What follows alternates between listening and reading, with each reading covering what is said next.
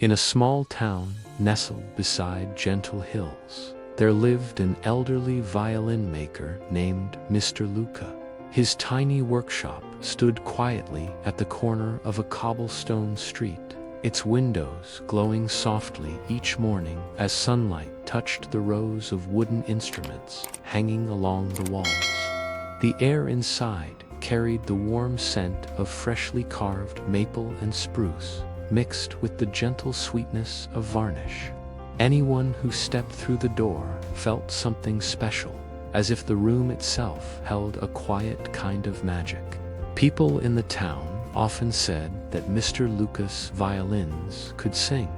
Perhaps it was only a way of describing their beauty. Yet, whenever one of his instruments was finished, it truly felt as though something alive had just entered the world. For Luca, making violins was never merely a profession. It was a lifelong dream and a quiet promise he had made to himself as a young apprentice. He wanted to fill the world with music that could travel farther than footsteps and last longer than memory. Every morning he opened his workshop door, breathed in the cool air, and smiled at the quiet street. Then he would whisper gently, almost like a prayer, "Let's make something that will play forever." With steady hands and patient eyes, he shaped wood into graceful curves. Year after year, the town listened to melodies born from his workshop. Children learned their first notes on his violins. Musicians carried them onto bright concert stages, and travelers sometimes stopped just to hear the instruments being tested in the quiet afternoon. But one year, everything changed. A sudden illness struck Mr. Luca and left him weak for many weeks.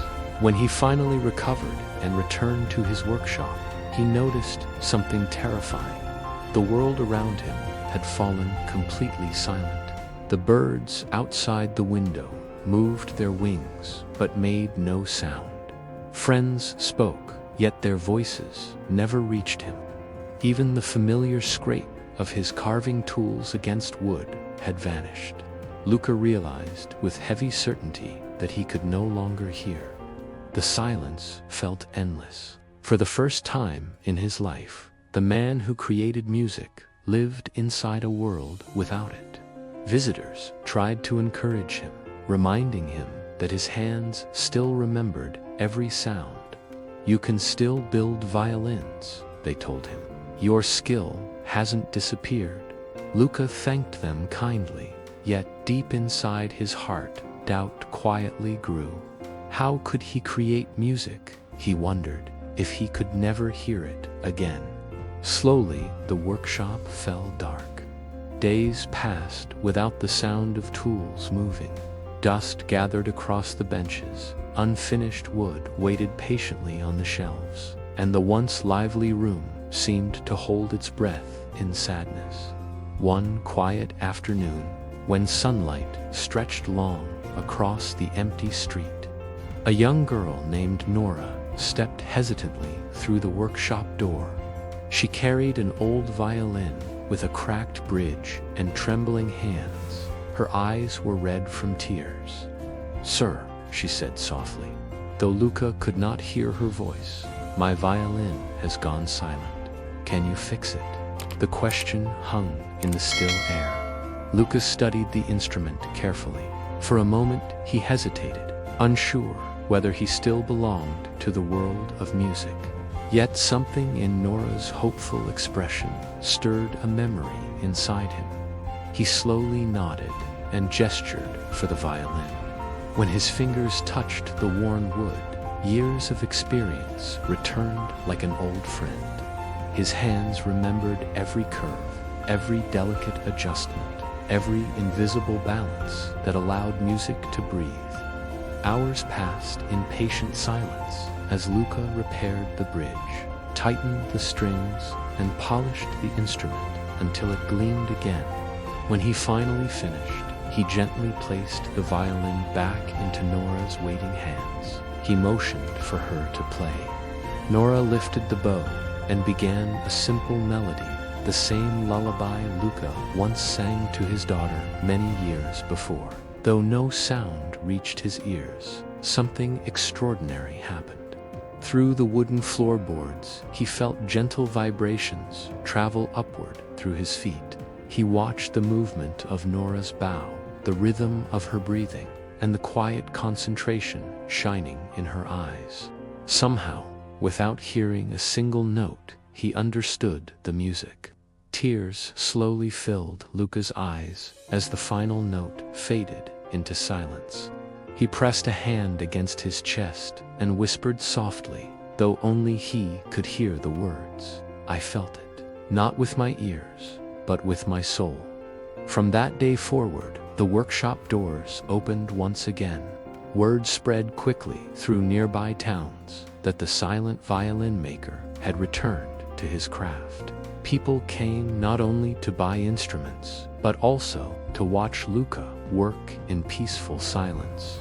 They observed how carefully he shaped each piece of wood, how patiently he adjusted every string, and how lovingly he held the finished violin. Children who received one of his instruments often smiled with wonder. Again and again, they said the same thing. The violin sounded as if it were singing, even though its maker lived in complete silence. Many years later, when Mr. Luca peacefully passed away, his daughter returned to the quiet workshop where his life's work had begun. On the wooden table, she discovered a small, handwritten note. It contained a single message, written slowly in careful ink. "Music is not something you simply hear," it read. "It is what you feel when the world becomes completely quiet." Today, many of Luca's violins still travel across the world. Some rest in grand concert halls. Others sing softly inside small churches or family homes. Musicians who play them often speak about a strange warmth hidden inside the instruments. They say the tone feels alive, as if every note carries a quiet story waiting to be understood. Perhaps that story is the memory of a man who refused to abandon music even when silence surrounded him. Instead of listening with his ears, he learned to listen with patience, compassion, and heart. His life quietly reminds us that the most powerful things we experience are not always heard or seen. Sometimes they are felt in the gentle vibrations of kindness, courage, and hope. Like Nora's violin echoing through the quiet workshop, a simple act of trust can awaken something sleeping inside another human heart. One small moment of belief can restore a dream. Mr. Luca never heard his violins again, yet he continued shaping them with unwavering devotion. In doing so, he discovered a deeper truth about music and about life. True music is not limited to the vibrations we hear. It lives in emotion, in memory, and in the invisible connections between people. When hearts listen carefully, even silence becomes a beautiful song. So the next time the world grows quiet around you, pause for a moment and listen differently. Feel the rhythm of your breathing, the calm strength of your heartbeat, and the subtle music hidden inside ordinary life. Because somewhere within that quiet space lives the same lesson Mr. Luca discovered in his silent workshop. The deepest music we encounter is rarely the loudest. Often it is the gentle melody we feel when compassion touches our lives, or when courage helps us continue after loss. Those quiet moments shape us far more deeply than noise ever could. And perhaps that is why Luca's violins still seem to sing today. Each instrument carries the memory of patient hands guided by love rather than sound.